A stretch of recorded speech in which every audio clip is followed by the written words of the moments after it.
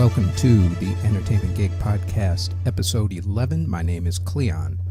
On this week's episode, we talk basketball, movie influences, we fix comic books, and also comic book movies and sci-fi as we know it from themselves with filmmaker and former basketball player K.L. Martin.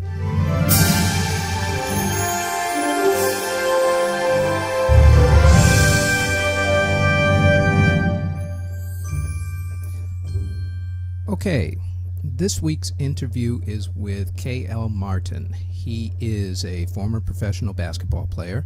He is also former CEO of Envy Apparel, and he is the owner and president of Kaleidosight Films.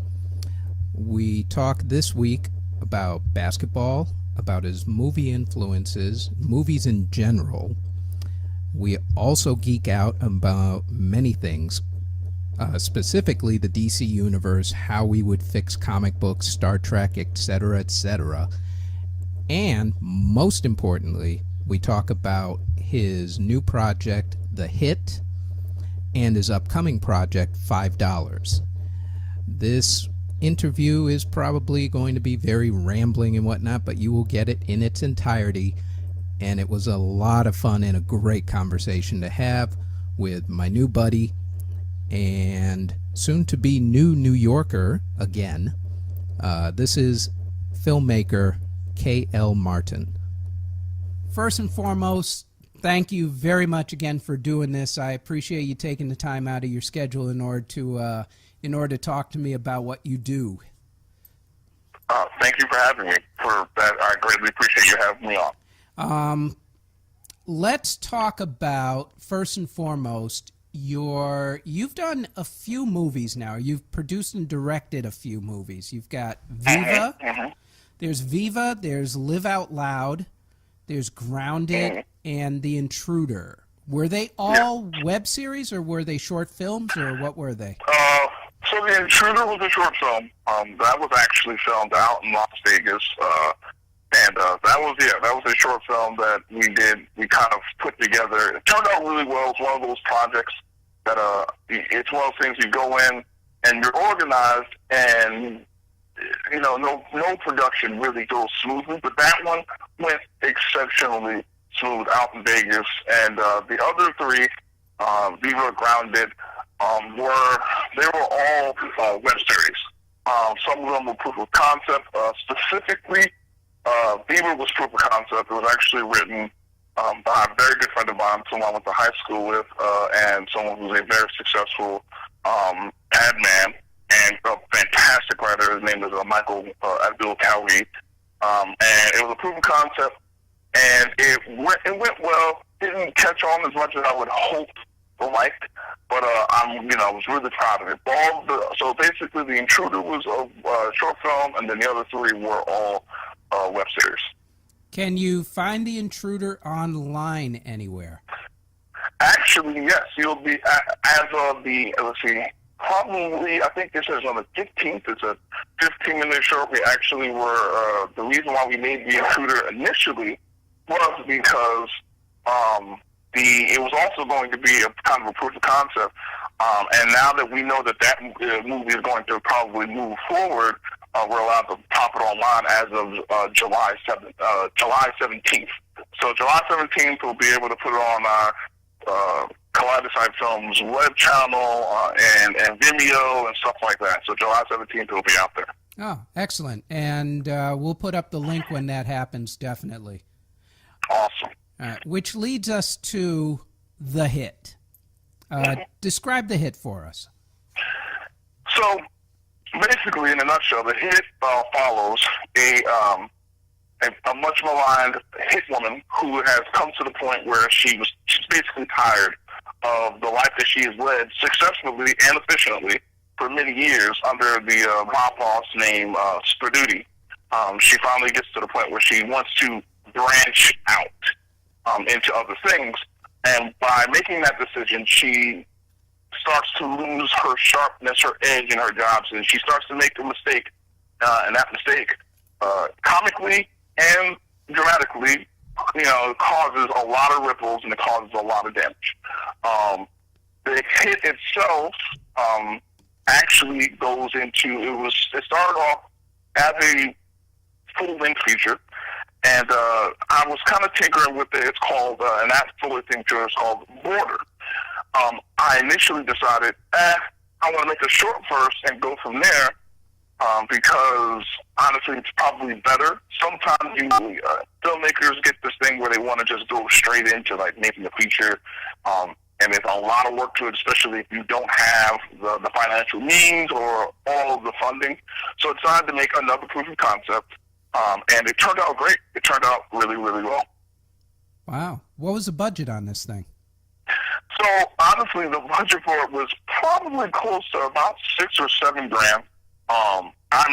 It could have been much lower, but just making sure that I think in these situations, post-production means so much to something that small. So a lot of the things I've done a lot on my own, and I also have a lot of great people I work with. The catch is that I've lived in a few places, so when you're in this industry, you only have a few people you work with, and you find that team.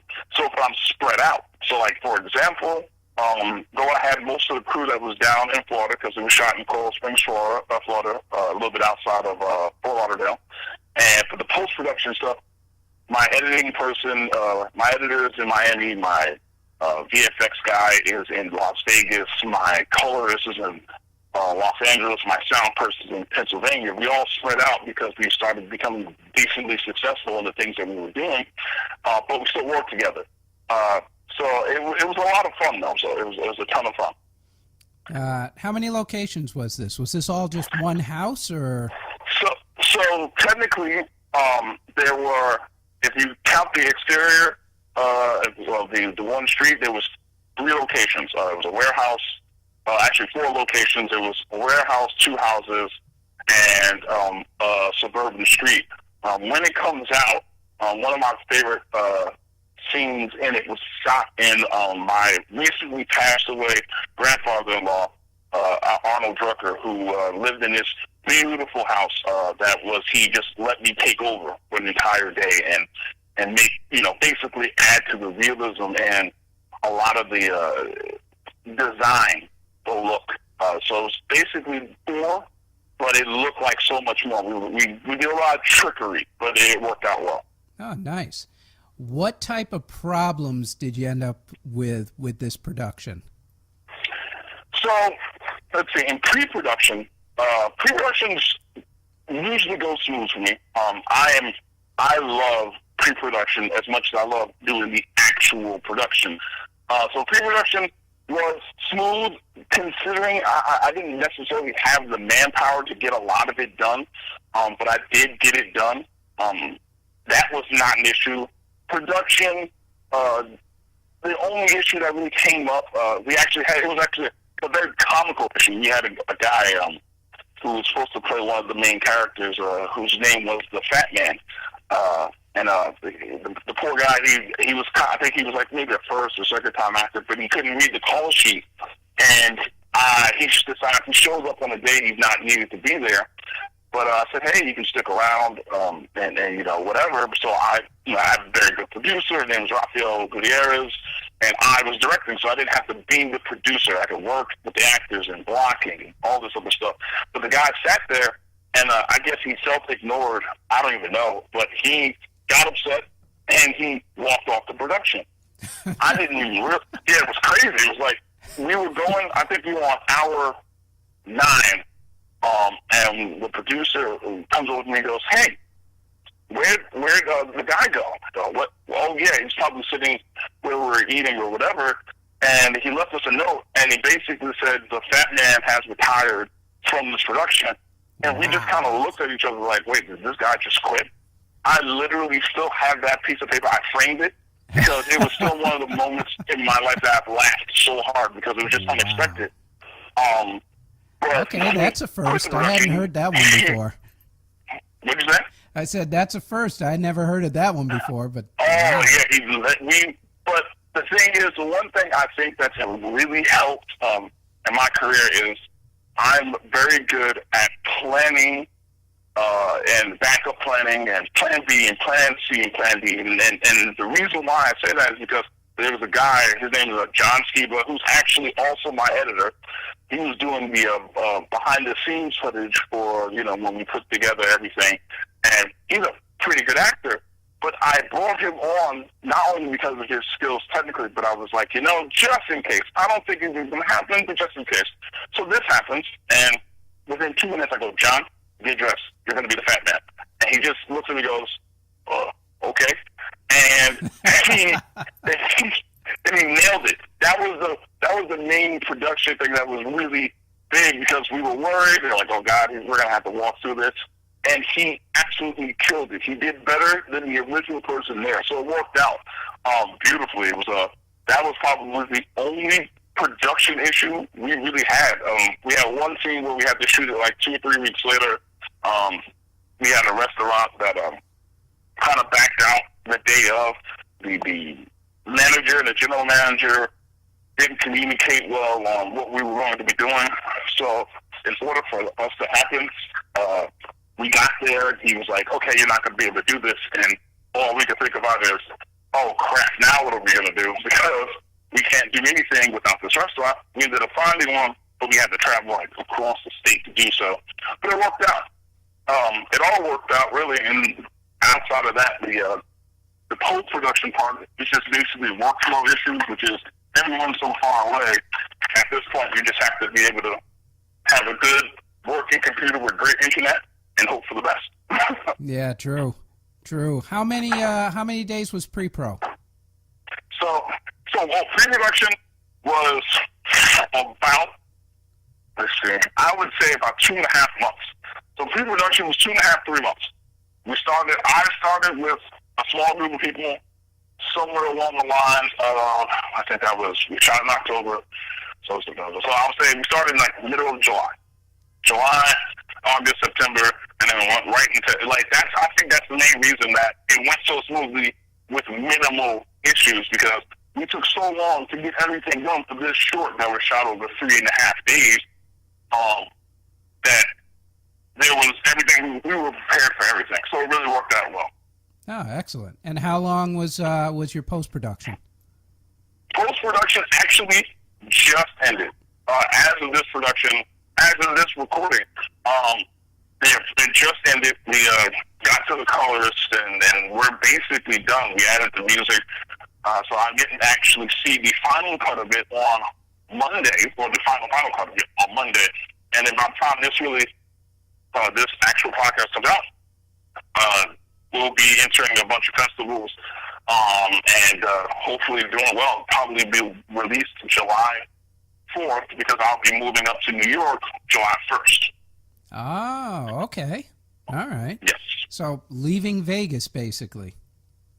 Oh, well, so short version, so I started, I currently live in Florida right now. Me and my fiance live in Florida. Okay. We came down here because our family's from here and all that stuff. So we stayed here for a year, and I was getting pulled up north to do a lot of writing stuff and a lot of other smaller things. I'm originally from New Jersey as well, so it was just like a natural thing. And instead of me having to fly back up there or be flown up there, it just got to the point where I was like, let me get ready to move back to, the tri-state area and get involved in it instead of having to be doing it remotely on a regular basis. Oh, good idea. I guess this is a good time to actually backtrack a little bit and get to, you grew up in Maplewood, New Jersey. Yes. How was that? Maplewood, New Jersey is awesome. Maplewood, South Orange, for all the things, especially the things that I've really gotten into or done or whatever, Maplewood really helped push that forward. I was a weird kid in terms of, I was a jock into nerdy things, so it's just a perfect place for who I was, and they really honed that within, the people and the diversity of the town. Right. It's a small place. 9 times out of 10, I have to say it's a bigger city around it for people to go, oh, okay, I guess I know where that is. Let's talk about nerdy things for a few. What type of nerdy things were you into? So I am a giant comic book guy, literally and figuratively, but I'm into comic books. I do a lot of comic book stuff. I'm also pretty handy with computers. I'm fairly into anime as well. But most of all, I'm just head and shoulders, probably more than the basketball I played in my life. I'm a comic book person. I'm also a stats guy for baseball. That's probably my favorite sport. So I'm a numbers guy, and I do a lot of hands-on stuff within the comic book community, whether in Vegas or in Miami or Lauderdale and even New York now. All right, let's take it one way. Since you mentioned baseball, you do fantasy baseball? Yes, absolutely. Absolutely. Winning my league right now. Same here. Same here. Here's how addicted I am. I literally right now have, let me see, 1, 2, 3, 4, 5, 6, 7 fantasy baseball leagues. Oh, wow. I won my fantasy basketball league. I came in second in my fantasy hockey league. And I won last year's fantasy football pool, which netted me $2,000. Oh, wow. Oh, yeah, that's legit. I'm in primarily a lot of, probably 4 now, no, 5 fantasy baseball leagues. I'm normally in 2 football leagues, which I did really well in last year. And yeah, that's basically it's most of my obsession. I really love fantasy baseball. I have 1 or 2 particular groups which are with people that I've known probably since I was 16 and 17 years old, and they've been in this league for a long time with me. So it's pretty cool. That's nice. Now, I'm a little shocked because we need to bring the third component in. You played basketball. Yes, I played legit professional basketball. For 10 and a half years. I actually started when I was playing basketball. I went to Wagner College, which is on Staten Island, for 3 years, and then I ended up transferring to Dunk City or FGCU my senior year, and then I went overseas and played about 10 and a half years. So how does a basketball guy end up loving baseball as his first love? Oh, man. All right, so short version of that story, my first baseball game, I was actually supposed to be going to some camp or whatever. I cannot remember where I was supposed to be going, but it had something to do with basketball. Anyway, I got a cousin of mine, I think it was my cousin, took me to a baseball game, and I was down in Philadelphia. And my first baseball game was the Philadelphia Phillies and the St. Louis Cardinals. Now, before I go into this, I'm a rabid St. Louis Cardinals fan, and it's because Ozzie Smith, you know how he used to come out the Wizard, and do the backflips. Right. Hall of Famer Ozzie Smith. Love that guy. I was hooked. Yeah, exactly. I was hooked. So I saw it and I'm like, wow, who's that? And baseball became more an obsession where it's like I could watch a baseball game, I could play baseball, I did play baseball, I pitched, and I loved playing basketball, but until probably over the last year, I knew everything about it, but I wouldn't really watch it because I was playing it so often. So now it's just but baseball's always just been my thing. It's always been heads and shoulders above everything else in terms of the sports. Oh, okay. So in terms of basketball, since you played professionally for so long, what type of skills did you take from basketball and put them towards filmmaking? Actually, before we even do that, how did you get into filmmaking from basketball? How did you make the transition? So, little known fact, maybe a few people who know me long enough, when I was at Wagner College, Wagner is a liberal arts school, and there's a fair amount of theater people that would go there, and I was friends with quite a few of them. I was actually very comfortable with them, probably more comfortable than some of than some of my teammates. And over time, I think I was about 18, and I started ghostwriting for somebody who was, you know, a decently prominent screenwriter director, and I began ghostwriting for him. Mostly I was doing treatments, and he was paying me little by little for like spec scripts and stuff like that, and it was great. And then slowly but surely, I was getting more into film from the writing aspect until I transferred down to Florida. After that, I started realizing they were like, "Hey, you're pretty good. You should go, you know, play professional basketball." So for a year or two, during the summers, I would come back, do something like I would write in between that time. And then I think around my third year overseas, I think I was going to Austria. I was playing in France, and I directed a good friend's music video. It was a small thing that I don't even think it's online anymore, but it was as of like 2-3 months ago. But he had a band. So I was like, yeah, I'll come in here and direct and help out. And lo and behold, probably within an hour of doing that, I was like, this is awesome. I enjoy doing this. So I started doing more and more during the summers each year I was playing, until one day, about 2 or 3 years ago, I had an opportunity to direct a short film. It was a paid gig, and it went well. I was like, I want to do it. My agent's like, well, that means when you're supposed to be doing it, it's supposed to be going for like 3 or 4 weeks. I go, yeah, you know what? I want to do this. So I missed the first month of I think that was 4 years ago, maybe even 5 years ago. I missed the first month of the season, and my agent basically covered for me while I wanted to do this, and it was the best decision I ever made. So it became very hard to balance both. Luckily, it got to the point where I'm like, I'm older now. I don't want to play until the wheels fall off. That's like my worst fear. And just go ahead and jump headlong into this. But I've basically been doing this for about the entire time I've been playing basketball. One way, shape, or form, either directing or screenwriting. Oh, okay. And that's when you decided to start up your film company, or was that much later? 5 years ago, I decided, I was like, I just really want to do this. I enjoy creating. I enjoy writing. I enjoy making things, whether it's sci-fi or rom-com or whatever it is. I enjoy every aspect of that, and it makes me happy to do so. So, for all intents and purposes, it was an easy decision. It was an easy decision for me to go, I'm going to start this up and make this happen, and then go from there. And it all worked out really well. Nice. Now, back to comics for a second.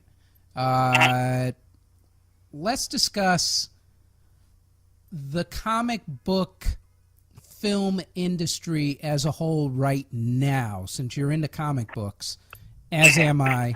Sandman, absolute favorite, just putting it out there. Plus, geek extraordinaire, and you can't call yourself a geek unless you've been to a couple Comic-Cons. Absolutely. Okay, fair enough. Yes, There we go. I've actually filmed, there's a Las Vegas Comic-Con. I did a lot of film for Las Vegas Comic-Con for 2 years in a row, not this past summer, but the 2 before that.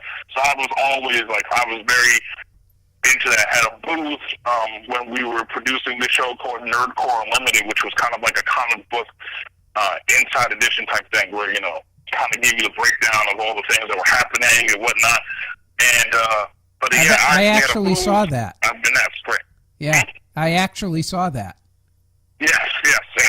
And now it looks like it's coming back. This is the power of the internet. Somebody randomly called me about 2 months ago and said, hey, what's going on with Nerdcore Unlimited? And I go, well, it was, basically a promo thing. We made 2 or 3 episodes, sometimes in this industry, you hear people say, I want to do this with you, and then you take it with a grain of salt, hoping that it could be true, or the guy could be full of it. So he ended up calling me back and talking to me a lot more about it, and all I can think of was like, okay, let this be real. But it looks like right now, the Nerdcore Unlimited is probably going to come back before the end of the year. Getting tweaked and moved around a little bit. So I'm really excited for that, because I enjoyed that project quite a bit. It was a labor of love all the time. Nice. Nice. All right, so we have firmly established your geek cred then. Yes. Given all of that, how do you feel about the state of the comic book film industry as of now? From, say, well, I would say that it really started kicking in, the original Iron Man, I guess, really kind of kicked Yes. off? Yeah, so Yes. from that point About 8 years ago. Yep. Yeah, so from that point to now, you can't spit without watching some sort of comic book character come to life. Yes, very true. What are your feelings towards the comic book movies in general? And I guess we should split this up, since there are basically two camps. We should split this up between DC and Marvel. So I will tell you right now. I mean, I love all comic books. However, I am a Marvel guy. I am a Marvel guy. I feel like they've done it the right way. They've made you be invested in what they've done because they built it over the last 10 years from the first Iron Man. I like DC a lot. I just feel like, especially with Batman and Superman, I feel like they're trying to catch up, and they're trying to do too much too soon. You know, cram Wonder Woman and Batman, Superman, and Flash. It's just like they don't want to put in the time. And personally, it's that attitude, at least from my opinion, that could be dangerous for the comic book movie industry. Because I think probably 2 or 3 years ago, I think it was George Lucas and Steven Spielberg. They went on TV saying that eventually what's going to happen is some of these movies, some big movies, going to fail miserably, and these comic book movies aren't going to last. And going by the Marvel way of doing it, it's hard to believe that. But look at how DC is doing it. Honestly, they put a lot of the comic book movies in danger by trying to just say, look, you read the books, we've changed the books. Then you read the books again, then we changed them again. But now we're going to put a movie that we've tried 2, 3 times and pray to God that you show up. And that's kind of what I feel like they do sometimes. does it feel like, I don't get this feeling as much from Marvel per se, but from DC and a lot of other, let's just say, studios at the moment, that everybody seems to be in it for the money as opposed to the way it used to be where if you were making a superhero movie or a comic movie, it seemed to be because you had genuine love for the character and you wanted to see it brought to life, as opposed to now where, to me, it just feels like everybody's in it for a buck. Yeah, and honestly, I can definitely see that. And like you said, I don't really see that from Marvel too much because at the same time, Marvel, at a specific point, for me, the money is there, but what they do with every dollar seems to matter. So, for example, sure, they want to make money. That'd be great. But I'm okay with that if they are, for example, they are casting people who, for all intents and purposes, are perfect. You got people who you cannot visualize as not being that guy. Tony Stark is going to be Robert Downey Jr. forever. Captain America is Chris Evans. I mean, even if you're going toward Fox, we've known Ryan Reynolds is Deadpool for 3 or 4 movies. So, but the care in which they do to get to that dollar, it means something. But to even drive that point home is I can tell Marvel cares more about just putting out cool stuff by one movie, and that was Guardians of the Galaxy. And I say that because I'm probably one of 7 people on this planet who read Guardians of the Galaxy without being prompted by a movie. And the thing is, they're like, look, we owe these people something original. Let's give them something they don't expect. And that movie made $1 billion. So it's like, there's a mixture of guys who are, okay, let's get this money and make this money from these great movies. But, you know what? I'm a comic book guy, and I would love to see Rocket Raccoon shooting up people in a movie. That would be great. And I think that's what they have. They have that great balance of understanding their audience while trying to make money by giving that audience what they want. DC really doesn't have that all the time, and when they do try it, it ends up being Batman versus Superman. Yeah. I know. The movie that will forever go down in history as the biggest bomb of a comic book movie ever. Absolutely. Yeah. I don't understand. I think I have it on my page. I was talking to a good friend of mine. I don't understand how, even now, after all these years and the Batman movies and the two Superman movies and all that, how they are still searching for a voice in the type of movie. Sometimes it's going to be dark and gritty. Now it's going to be happy and funny. It's just like there's no continuity of tone and emotion and feel. They're trying to still figure that out, but they're wasting billions of dollars to do so. Whereas the whole feel of Marvel is established in Iron Man and dragged out through all of these movies seamlessly. So it's just like, I don't understand how that's possible that you're still searching for that after you spent $4 or $5 billion. It just seems irresponsible. Oh, extremely irresponsible. Extremely. They don't put the right people in charge of. I don't think they have a vision. I think that's it. Exactly. Yeah, they don't have a vision. Marvel has the vision because they put one person in charge of the whole entire thing, and he mapped it out perfectly. Whereas these guys at DC just seem to be, well, like you said with Batman versus Superman, let's just chuck everything in there and do 7 movies at the same exact time. And we're going to do a Justice League movie right afterwards. And you're going, no, that's not what you do. You give Superman his own movie. You give Batman his own movie. You build the animosity between them. That movie should have been epic. Absolutely. If there was a build-up or something, it should have been epic. And it kind of goes back to, you can tell by who they bring in and who they give control to. So, like, now they're letting certain people who are comic book guys, you know, Jeff Johns and all those guys, they're allowing them to have bigger roles, but that should have been the same from the beginning. The people at Marvel, outside of when they went bankrupt and then they brought in these other people who are kind of number crunchers, most of the people who run Marvel are comic book guys. They get it, but they're sensible about it. They know that there's certain ways you have to approach this. I feel like if DC has made 2 mistakes. And the one mistake was they should have continued off of one of the Supermans, one of the Batmans, or just what I call Iron Man, Wonder Woman. Just put Wonder Woman out there and or somebody in an individual movie and then go from there and grow. Right. But they didn't do that. The second thing they've done, and I want to believe there's a plan to it, but sometimes I think DC is just kind of watching Marvel and trying to do the opposite to make it look like they've come up with something original, is their TV properties are doing very well.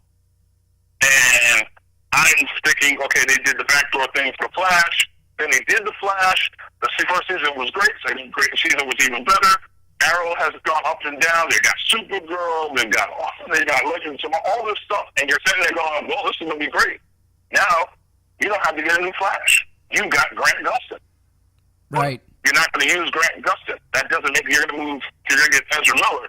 Yeah, I couldn't understand that. Why they didn't use him in the movie. I don't understand it either. And the thing is, I've said this, I said this to a few people, which is, if I walk into a place and I start talking about Ezra Miller, unless you're in the industry, unless you are doing something involving the industry, you probably won't know Ezra Miller's name if you're in the industry.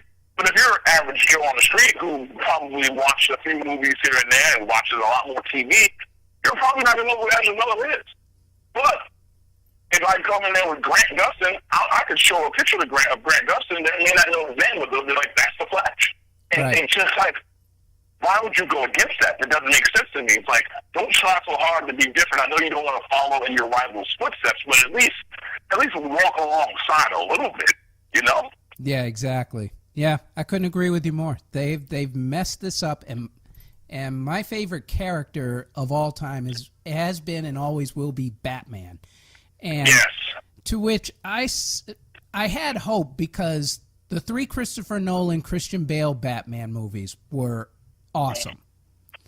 And my first thought when they said, all right, we're going to do a Batman versus Superman, I said, okay, that's great. You're going to get Christopher Nolan to do this in some sort of fashion, right? Oh, no. We're going to give it to Zack Snyder, and we're going to let someone else take care of all this, and we're going to throw in everything, and we're going to have Batman fight Superman, which is great, except that didn't happen until Dark Knight Returns with Frank Miller. Exactly. And you had a huge setup to that, whereas in this movie, you kidnapped Superman's mother. Yeah, just said, like, you gotta give comic book people more credit. Yeah. To sit there and not be like, oh, this is okay. No, it's not. It's just like, I just don't think they're connected to their community enough. I think you're right. That's the problem. Right. They have no idea. First off, I don't even think they bothered to read the Dark Knight Returns. Oh, absolutely not. I would bet any amount of money that if they did, they skimmed it and said, all right, this looks good. Let's just make this part up and go from there and just throw it at the wall and see what happens. Yeah, I think that's exactly how they did the entire movie. Let's just throw everybody in there, and, oh, we're going to put Aquaman in. Okay, but only for a second. And, oh, we're going to put the Flash in. Well, he might get 2 minutes, but it won't be the Flash that you know right now. To be some brand new guy that you've never even met before. So don't even bother carrying over any of your feelings from the TV series, which we're doing very well with, into the movie, which we're really not. And let's just give them a fight, and let's make up a flimsy excuse why they have to fight, and then make up an even flimsier excuse why they stop fighting and are now best buddies. And oh, by the way, let's throw in Doomsday, who should have been his own movie to begin with. Very true. Very true. When they were teasing this, and you saw, Zod's body, and I'm like, okay, what are they going to do with this Kryptonian body? Oh, dear God, do not tell me you're going to cram in Doomsday. At least do Brainiac. Something. Exactly. Anything. Just cram in Doomsday, and everyone's like, I sat in that movie theater, and there were people next to me going, are they for real? And not in the, oh, wow, that's cool. Just like, this is wrong. This whole thing is just off, and it doesn't make any sense. Like, you didn't have to do this. You could have made 4 movies out of that one movie. Easily. You could have created an entire universe out of that one movie. Yeah, and they could have made $1 billion each movie. You know how many people have been clamoring for a Wonder Woman movie? Oh, yeah. They tried so hard, and they finally get it, and then you put her in, and she's probably the best part of that entire movie. And now you're sitting there going, wow, you probably should have given her a whole movie. Yes, we know. You should have definitely given her a whole movie. Yes, we've been telling you to. Her. Yeah. I told somebody the other day when we were talking about this, I said, this movie made me cry. And not in a good way, because I was expecting so much more, and it literally hurt my soul. It just did. It was that. I totally understand. Yeah, as a comic book nerd, I felt let down by. I wanted heads when I got out of that theater. I just wanted to crucify somebody, anybody. Yeah, anyone. They're just like, I don't think there's ever been a moment where I was like, in a comic book movie, like, no matter what it was, I gave it a shot, and it was normally good. I got so close about midway through where I was like, I'm going to walk away. I'm going to walk out of this movie theater. I think I've only done it 4 times, and of the 4 times, none of them were comic book movies. But it was just like, oh my God, like this is really bad. Every time I saw Lois Lane or Eric Adams in there, I was like, oh, this is bad. Yeah. This is really, really bad. Okay, this is not going to get any better, and I don't know. I guess I spent the money. Might as well sit through this entire thing this time. Yeah, tickets aren't cheap anymore, man. That's how it works. Yeah, now you're like, okay, now I'm obligated. Is it money versus time spent? Well, you know what? I bought the popcorn. I took out a second mortgage on my house so I could afford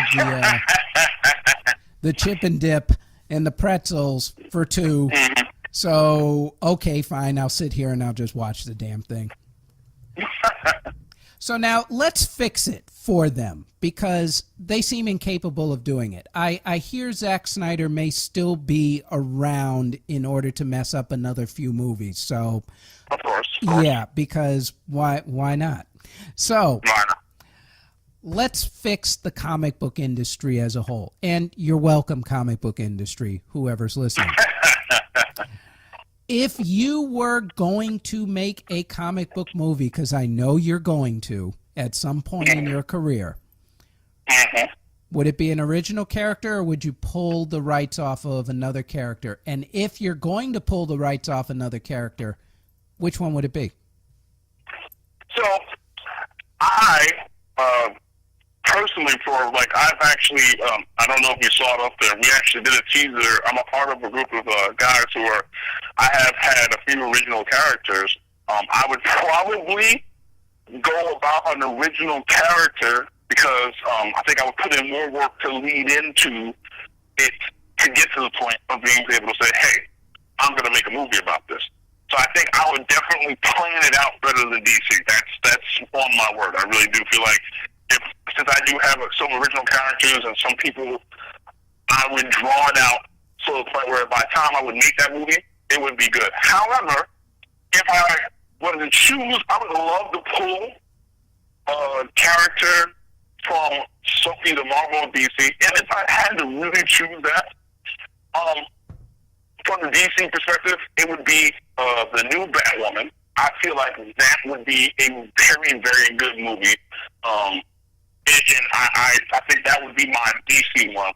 From Marvel, and funnily, very funny, it's actually they just got the rights back.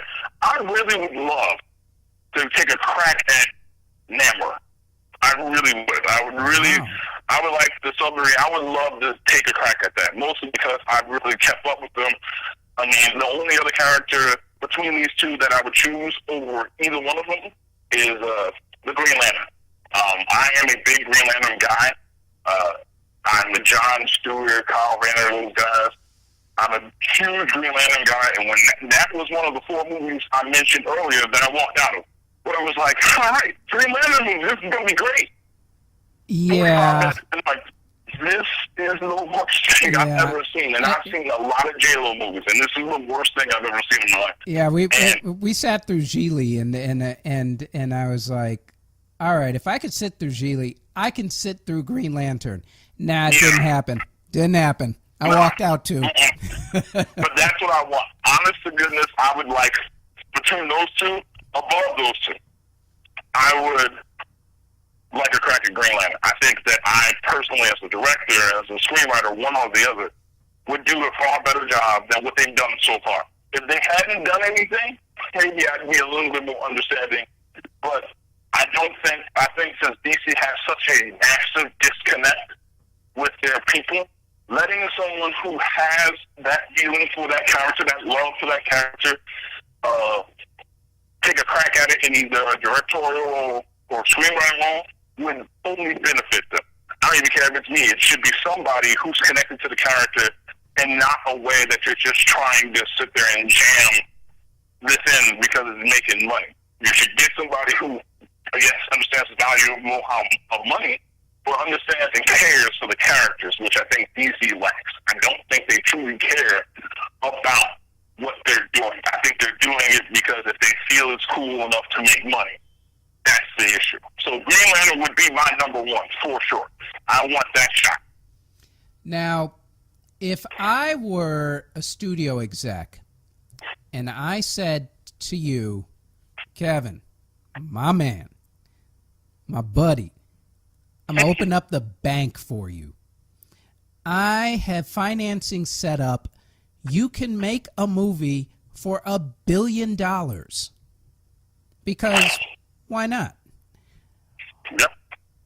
What would be the movie you would make?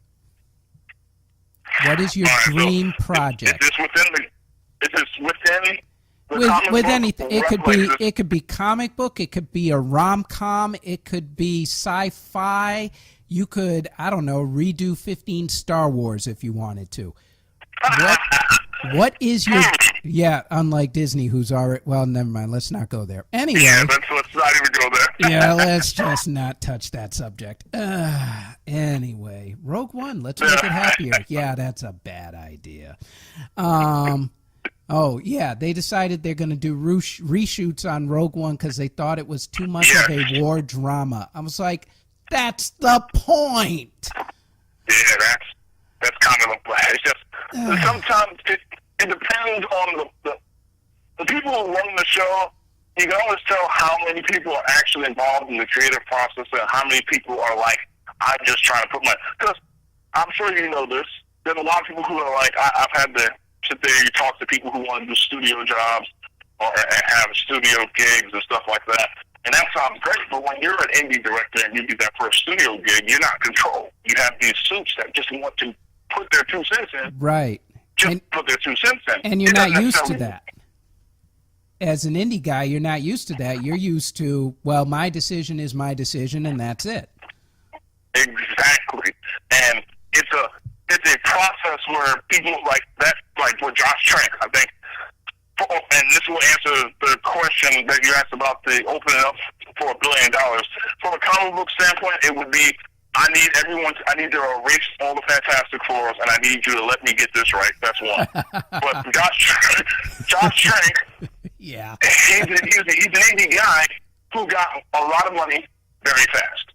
And not to say that he hadn't had that money, but he didn't have that kind of money. And I think he was in over his head in terms of that. Talented guy, I just feel like he was in over his head, not because of lack of knowledge, but because he walked into a studio system, and it's not geared for an indie guy. It's not geared for an indie filmmaker, man, woman, or child. It's geared for the suits. You're there, and even if artistically or creatively or true to form it may be, you answer to people who don't have that same passion, that same understanding, that same thought process of what's good to them. They just see demographics, audience, but in the end, if that movie tanks, it's your head. It's your head. You sucked. You did this. I think Josh Trank realized that probably in the middle of the Fantastic Four. And, you know, he had to deal with some up-and-coming heavy hitters, Miles Teller, Michael B., those guys, he had to deal with them. And there's a lot more backroom machinations going on in the studio system than there is in, say, an indie set, like I said. My decision is final. This is what's going to happen.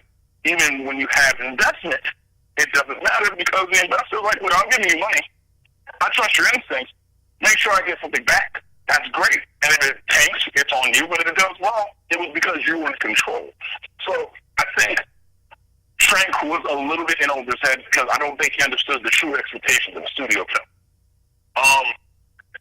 But from a general movie standpoint, for $1 billion, and I was because my favorite movie of all time is basically anything by the Coen Brothers, but I'm a big Lebowski fan, like a giant big Lebowski fan. I probably would have to say I would like, trying to stay away from sci-fi, trying to stay away from... I was going to say, don't say you're going to remake The Big Lebowski. That would crush me.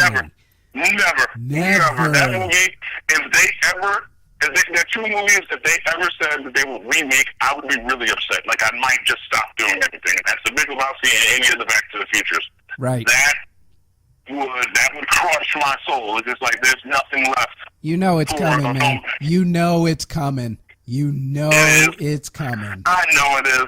And, you know, God bless Robert Zemeckis and all those guys saying, you can have it when I'm dead. But yeah, the exactly. moment he dies... They would find a way to kill him in order to have Oh, it. my God. Oh, man, it's just like he might not be cold on the ground. And Back to the Future, I'm just like, please don't do this. I've heard the whole rumors and stuff. I'm like, please don't do this. Please don't do this. Yeah. Please don't do it. But it's gonna happen. I know it's gonna happen. I accept where some of these executives are. They live off nostalgia. They live off of that. Right.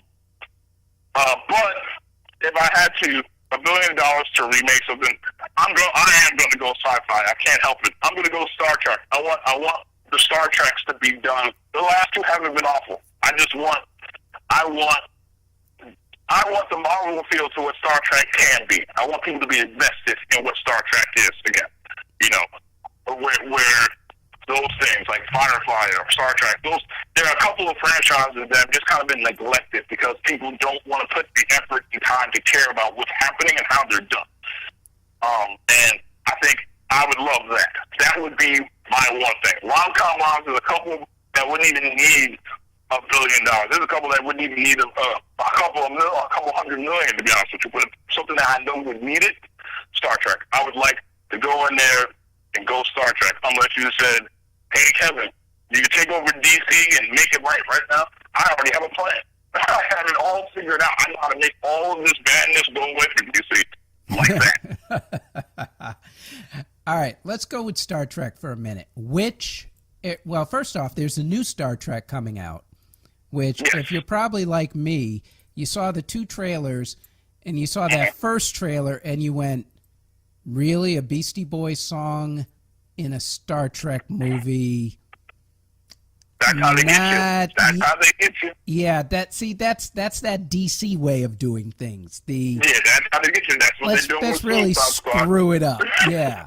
But then they came out with that second trailer, which was a lot more serious, had a lot more in the way of theatrical music, what you really expect. And you go, all right, man, you got me. I might be interested in this now. Yeah. Not that first one with the Beastie Boys, though. That was just, I don't know what the hell they were thinking. Because sometimes I think a lot of these guys, especially for the franchises, and the ones that have, you know, their audience, Trekkies or comic book people or Star Wars people, or just the people, they make two trailers for these type of things. They make the trailer with something that makes someone recognize, man, this is cool, not knowing that it may be a piece of crap, but look at this Beastie Boys song, we're going to overlay this thing, and we're going to get your attention. I'm like, all right, this wasn't for us. The second trailer, though, is for us. It's for the people who, you know, invested their entire lives watching, you know, William Shatner overact, or watching, you know, John Picard. How can you say that? William Shatner's a great actor. He's gotten Emmy Awards.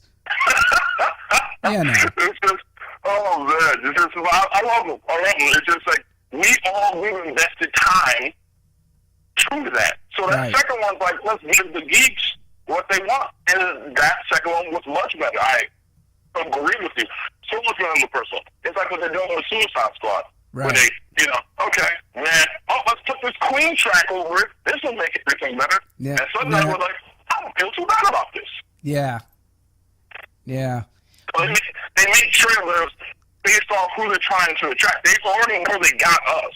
Now they need to bring the extra. Because we spend money. The geeks spend money. We spend money on these things. We go to Comic-Cons. We watch and do these things. We're willing to pay out the nose to go see these things. It's the people who are on the fence going, I don't know if I'm really into it. Do I have to go watch all the movies to understand it? There's all these questions. That's why I always go to a movie that I know I can see by myself first before I go with any friends. Because the second time, or my fiance, she's just going to get to the point where she's going to ask me. She's pretty good with, like, certain things, mostly comic book stuff. But I go up to, like, Star Wars or Star Trek, I got to go alone first and then bring her. Because then at that point, she's going to ask me a million questions during that time. And I'm like, oh, God, I've missed 3/4 of the movie trying to explain the situation that goes 8 movies back. You know what I mean? Right. Now, the funny thing is that when I went to see Star Wars, it was, I didn't go the first weekend. And everybody's like, you, Star Wars fanatic who has original posters up on his wall from Return of the Jedi and whatnot, who remembers it back in 77, your OT original trilogy and all that, you didn't go see it? I said, no. And the reason why is because I didn't want to see it with everybody in the theater. I wanted to actually pay attention to the movie and study it to see how it was filmed, why they did certain things, because that's what you do if you're a film geek, is you study film.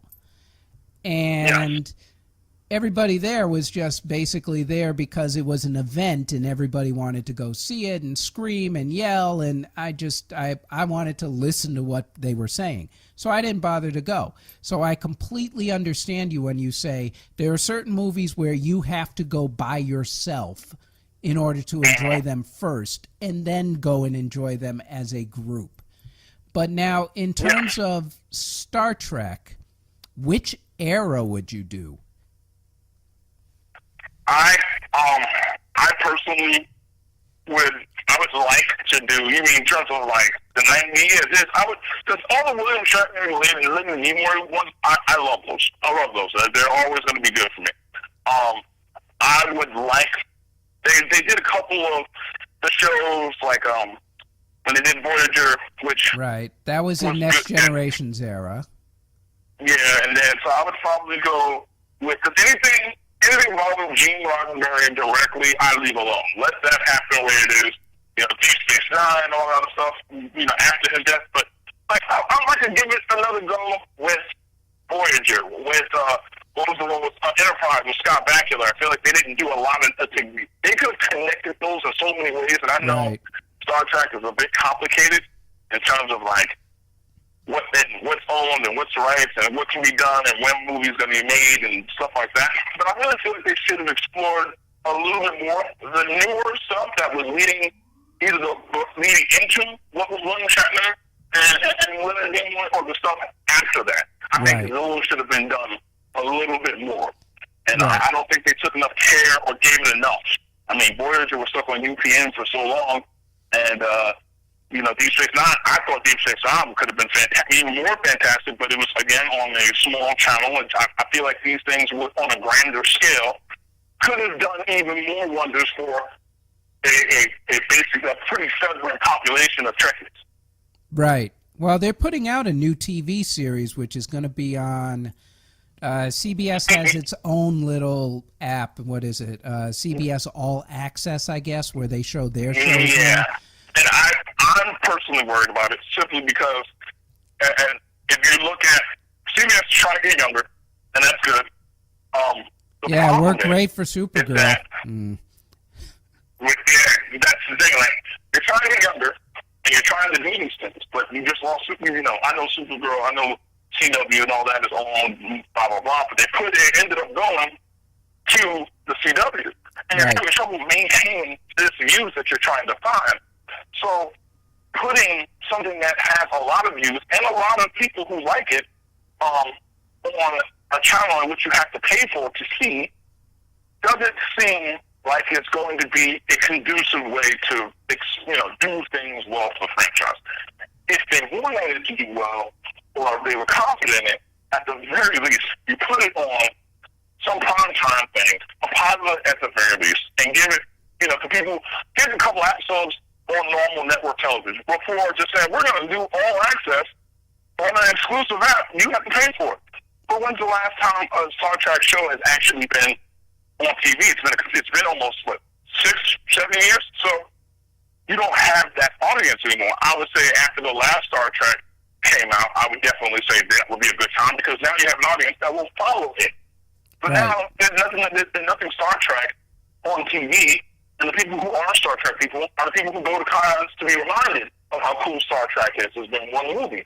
So honestly, going into it and automatically saying pay for it here is kind of dumb. You're risking that if they do bad, then they're like, well, the show's not doing well. The show's not doing well because you've already put it 8 steps behind the actual starting line. Like, they don't have a chance right now.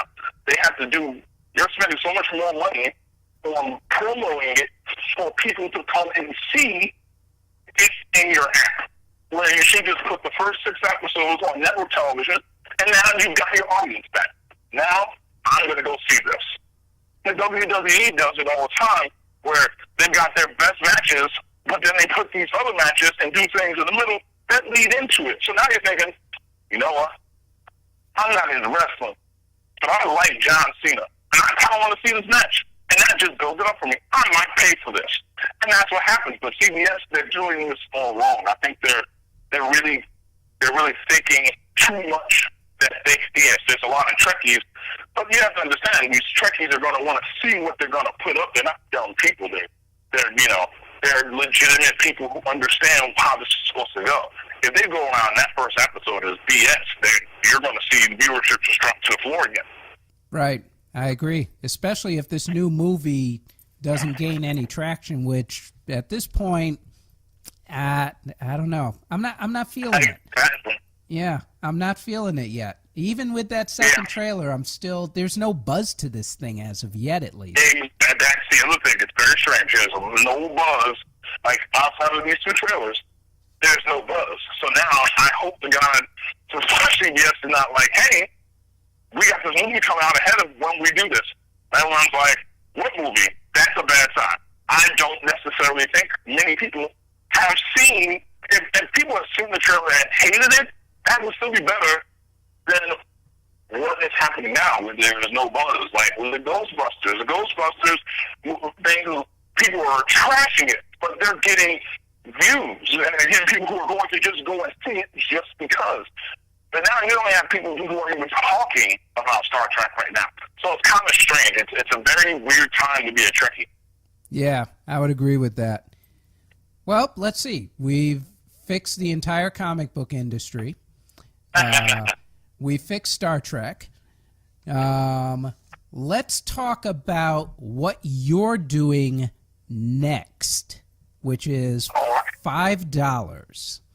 Talk to me about this movie. You're in pre-production right now. When does it start? Yes. When does it start filming? So pre-production started legitimately 24 hours ago. I've been working on the script since probably like December of last year. I write a lot, but I really focused and was pretty, like, this was all I really worried about. The $5 is about, it follows three people, three late 20s, 20-somethings, in various stages of their lives as they trek through the city trying to get to this party in the Upper West Side. So it's a very New York centric thing. I've lived in a lot of places, so a lot of things that affect where I live affect how I write. But New York's always a part of it. It started pre-production yesterday, and now I'm anticipating we'll probably go into production in mid-November. And I'm pretty excited for it. I think it's probably it's a dark comedy. I'm big on dark comedies and things that kind of circle back and make you go, oh God, like, did not see that coming. So I'm really big on that, but I'm really excited for it.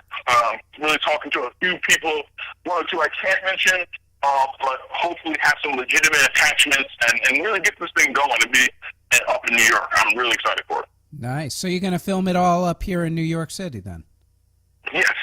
I'm going to film it up in New Jersey a little bit. There's one or two things in Jersey, but the rest is all on the island of Manhattan. I think I'm more excited to be home and doing this cool film amongst people that I, peers, people that I've worked with before, and it's a very personal thing, an emotional thing for me because I love New York. I love New Jersey. I love the tri-state. That's home. Any place that you don't have to leave to do something is a beautiful place. And I love New York for that. Anything you could ever need and want is in the tri-state area. So it's just a great feeling to be coming home. That's excellent. How's the financing lined up? You good? So yeah, for the most part, right now I think we're a little bit over halfway there. I was lucky enough to have matching gap funding. So basically, I raised a certain amount. I have financing for that. So that's been matched, and now we're just probably, I would say, we're about 80%. And once we get to that 100, the rest is also matched. So I've been basically hitting the ground running. I mean, I always would prefer just to direct and screenwrite, but at an independent level, you know that you have to wear many hats. And though I don't necessarily always enjoy wearing many hats, I've been told I'm good at it. So I've done a lot of footwork. There's still a ton more to do, but it's going well. I was very blessed for the amount of people who like the script and really believe in what it's going. Well, if you want to go and grab some more money, the floor is yours, my man. I'm going to give you as much time as you need. You go right ahead and push it. If you want to do a GoFundMe or whatever, say it. The floor is yours as of now. All right, so the movie is called $5. It follows three New York 20-somethings to the island of Manhattan as they try to make it to a party up in the Upper West Side. It's funny, it's dark, it's creative, it's actually, dare I say, a little bit original, which is something you don't see nowadays. It's something with heart. It's something that you're going to remember, you're going to want to watch over and over and over again. I kind of related to Train Spotting meets Sliding Doors, and it's with a little more drama in between. I'm very proud of it. I'm very proud of the people a part of it. If you know, whether it's $1 or $5 or just want to be able to help out with certain things, I love collaborating. Collaborative effort makes everything better. And this movie is something that I feel like is not only a collaborative effort, but a New York effort. And I would love, if you're interested, if you want to be a part of it, I'm sure that I'll have the email me, talk to me. I'm open, I'm honest, I talk to everyone, and sometimes I talk way too much. But when I have to pitch something, I'm all about it. So $5, you're going to love it. I would love for you to be a part of the team. Please contact me in any which way. And that email address would be? The email address is kmartin@KaleidosightFilms.com. That's KALEIDOSIGHT Films, all one word, .com. And you can hit me up in any which way, shape, or form. You want to say hello and ask me more about it. Treatments, budget, everything can be sent. We are prepared, we are ready, and we are, for the most part, in love with the script. And that's the most important thing, and it will be a lot of fun to shoot. And can they hit you up on Twitter or YouTube, on Facebook or Carrier Pigeon? On Twitter, my Twitter name is Codename Leon. That's Codename _Leon. The same on Instagram.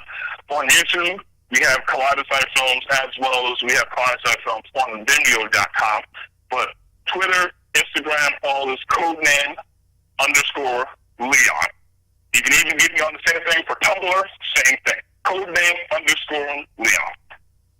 Yeah, I think that pretty much covers it. Yeah, nice pitch. Just, you know. Yeah, I mean, like I said, I enjoy, and there's one thing I do enjoy, other than directing and screenwriting. Yeah, I'm one of those people in my life where if you put me in front of someone, whether you say yes or no, you're going to walk away out of that room going, you know what? I may not work with him on that, but the next time he comes to me, I'm going to work with him on that because it may be something that you're more into. But I love the projects I'm a part of, and I love the projects I create. So I put my energy and time and understanding and my enthusiasm into making sure that you love it as much as I do. And if you have any questions, always be ready and prepared to do so. Nice. Now, let's get back to geeking now for a few more minutes. All right. I'm done with that. Movies, specifically basketball movies. Space Jam. Is there a need to make a Space Jam 2? No, not at all. I don't think so. However, if I had to say that it had to be done, I don't personally think it should be with LeBron James. That goes to the whole, Michael Jordan, LeBron James. I would have rather than tried to make it with Kobe Bryant.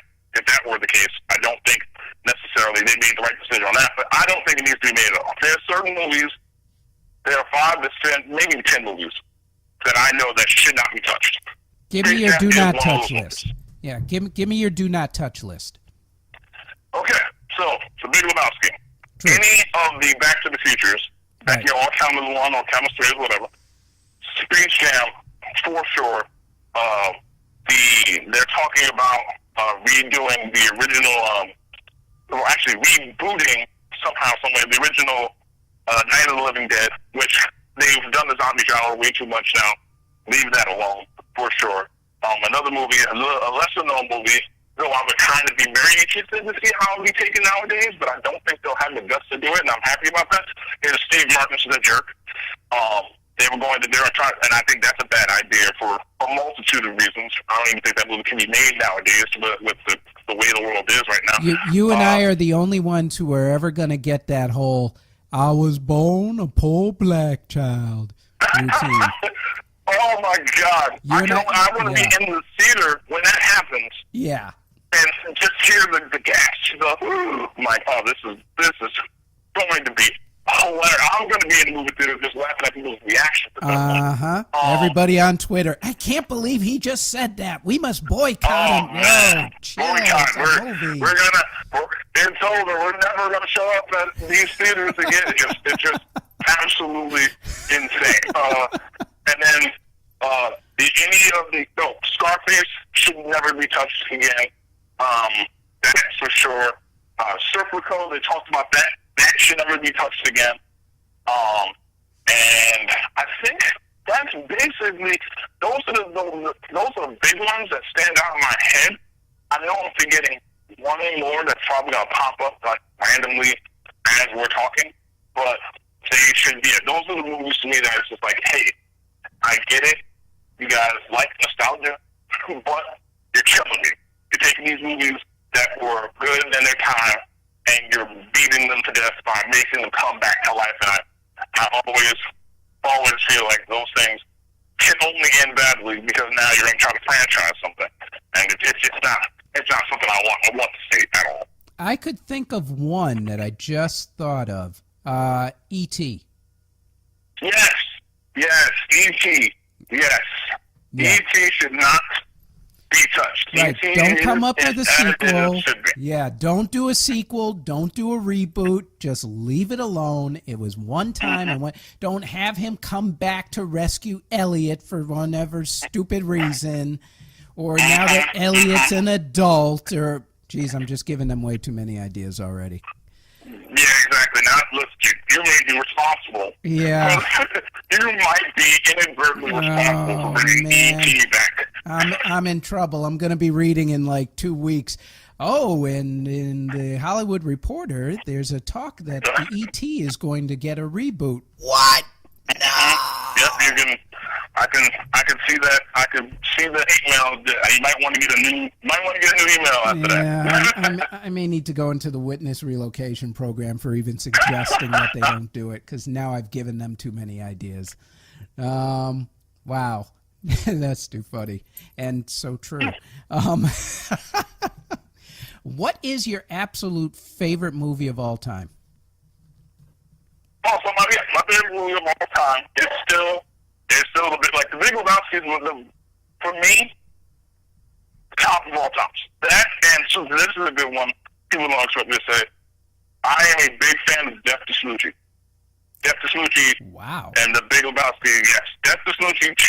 I had to really put into what like the movies that influenced me as both a screenwriter and a director, and getting into it is Death to Smoochie, and The Big Lebowski, and a couple of other movies, but those are my two. Those are my 1 and 2.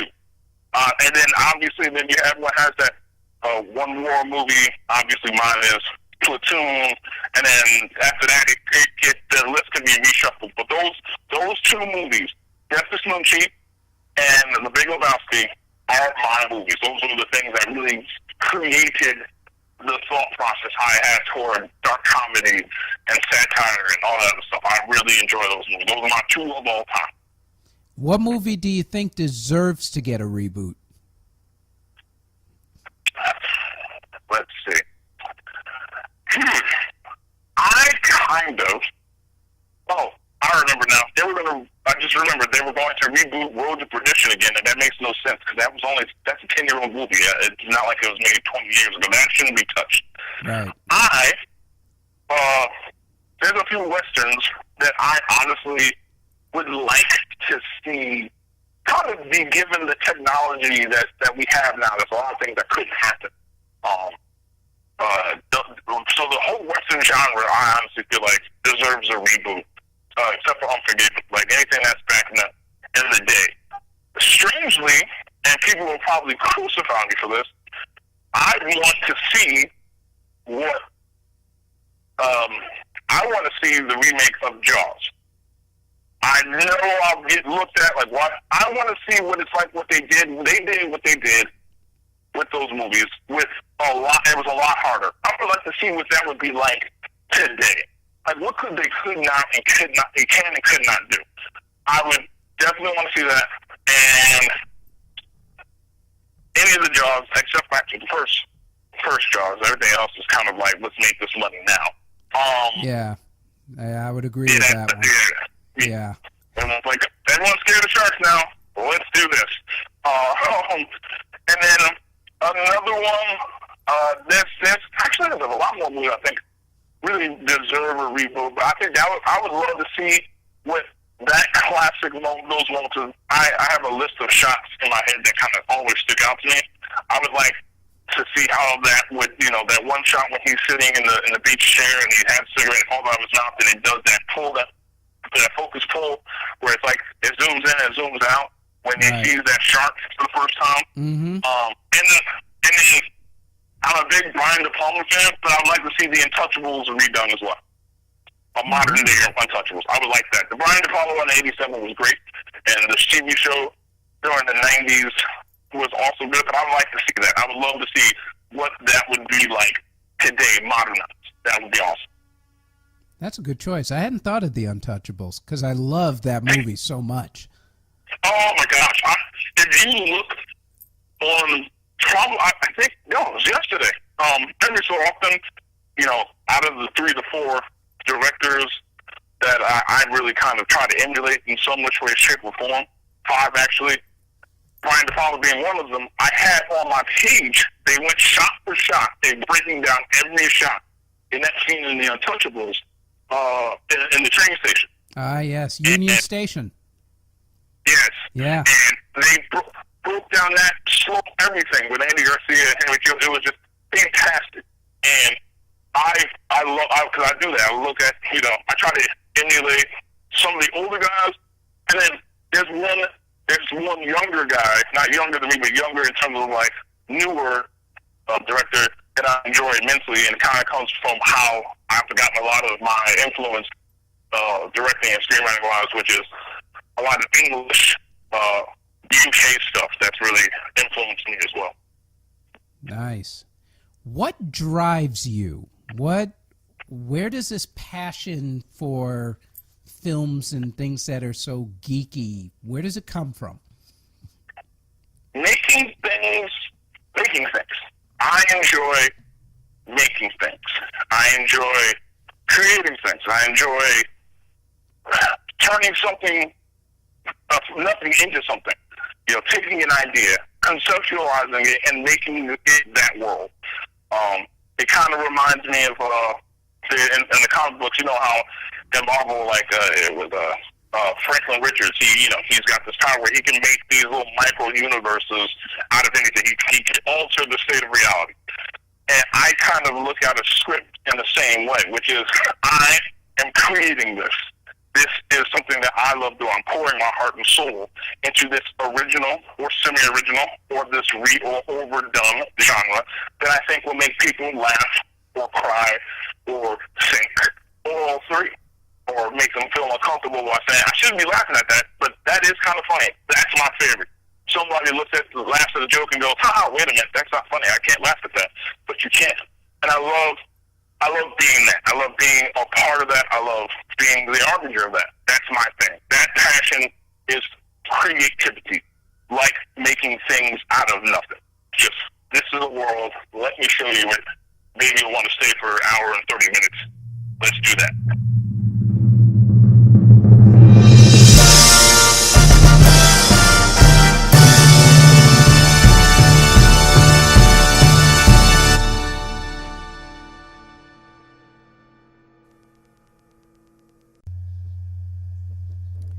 Okay, and that was our interview with K.L. Martin. A programming note, next week's interviews or next week's podcast will not be put up on its normal Sunday because of the July 4th holiday weekend, so we will have a new episode up on Tuesday the 5th after everybody gets done from way too many fireworks and way too much booze and partying. The website is theentertainmentgig.com. Our Facebook page is The Entertainment Gig. We're found on iTunes and Google Play at The Entertainment Gig. Our SoundCloud is CJBT-Productions. Our YouTube is at CJBT Productions, which has a slideshow with my photography, which, if you're interested, you can find on Facebook at CJBT Photography. And our Zenfolio portfolio is CJBTProductions.zenfolio, that's ZENFOLIO.com. That is it for this week's episode. We will catch you again on July 5th. Until then, have a safe holiday, and we'll talk to you next week.